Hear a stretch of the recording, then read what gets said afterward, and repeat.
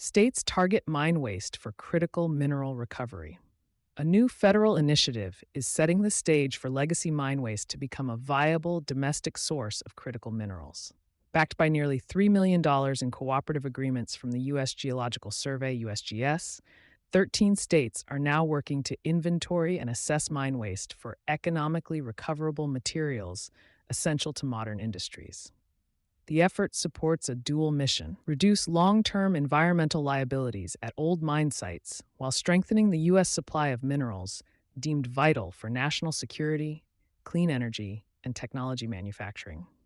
Instead of treating these sites solely as remediation projects, the program repositions them as potential sources of economic value. Participating states, from Arizona to Virginia, are receiving funding for two key activities. Some are focused on cataloging abandoned and active mine waste locations to feed into a national geospatial database. Others, like Kentucky and Virginia, are conducting field sampling and mineral characterization to evaluate extraction potential. Funding levels vary by state, with Montana, Nevada, and Oregon receiving close to $350,000 each, highlighting both the scale of mine waste in these regions and the potential for resource recovery. Many of these sites contain materials discarded decades ago, which have since gained strategic importance due to global demand shifts. A national strategy for critical mineral independence, the initiative aligns with federal policy priorities under Executive Order 42241 and Secretary's Order 3436, both aimed at reducing the United States' reliance on foreign mineral supply chains. Germanium, for instance, once overlooked in historical lead and zinc mining, has become critical to semiconductor, sensor, and fiber optic technologies. With China currently dominating production and tightening export controls, the stakes have only grown.